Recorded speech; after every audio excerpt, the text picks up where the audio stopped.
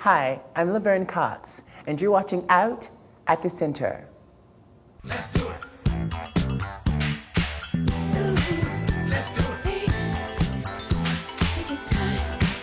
Let's do it. Baby. Let's do it. Let's do it. Let's do it. Do it right. Come on, baby. Let's do it. Let's do it. The Center hosted a panel sponsored by Citi with senior-level out women in corporate America. Jennifer Brown moderated the discussion at the event that drew an overflow crowd. The goal of this panel was to find out senior executive level women who would be willing to be on a panel, i.e. be really out, and talk about their experience as leaders. You are out very publicly, but you weren't always. So I'd love to hear from you that do or die moment when you took the leap of faith and you said, I'm going to do this. First of all, this is kind of it tonight.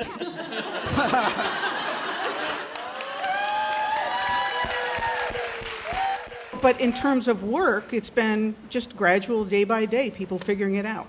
And I would say anyone that knows me at work for more than a day knows I'm gay. So. Cool.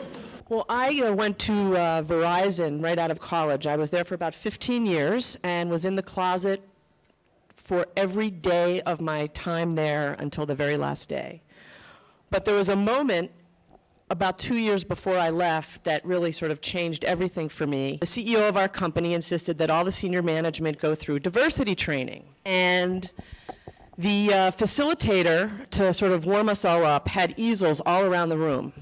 And at the top of each easel, it said, blacks are, women are, Jews are, Latinas are, Asians are, gays are. And we were supposed to go around the room in all of our candor and honesty and write the very first thing that came to mind. And what I read were things like, gay people are pathetic, gay people are sick, gay people spread disease.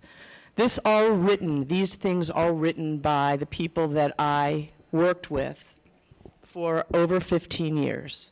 But I promised myself that day, and I knew in that moment that I could not stay there very much longer, and knew that when I left, I would never, ever be in the closet again. My boss, my CEO, tried to out me to me on 2 different occasions. And he said, come to my holiday party. And by the way, you could bring someone. Oh, no thanks. No need. No, really, you could bring someone. No, I really have no one to bring. Really, Gwen, you can bring someone.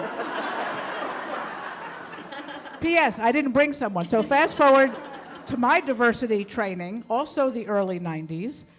And at that point, he sat me down and he says, we're about to embark on a big diversity initiative, but I need my senior management team behind me. And I need you to be honest, and I need you to be proud. And I'm still like, well, where is this going? And basically, he said to me in not so polite language, it's time to defecate or get off the pot.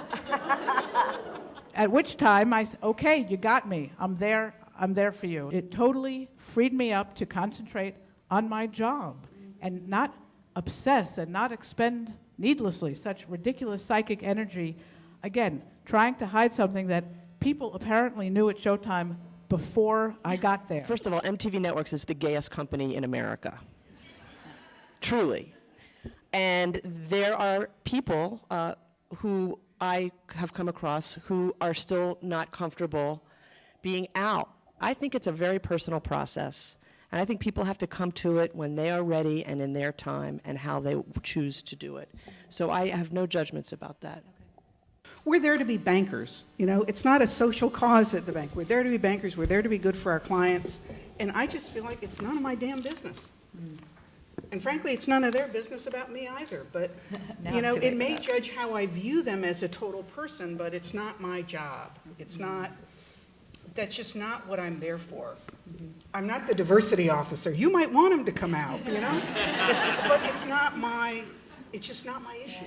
I don't think in a corporate setting you come out first. I think you absolutely make yourself indispensable first so that, the company and so your boss can imagine what it's like without you. Right. And then, of course, matter-of-factly, you say who you are. I actually think my biggest mistake, as I've reflected upon it, was staying in the closet too long. that I've done my best work, I've been happiest, I've been more passionate, and more myself, and therefore more successful since I stepped out. You know, the things I regret are that I didn't take Chaucer instead of economics, you know, when I was a sophomore in college.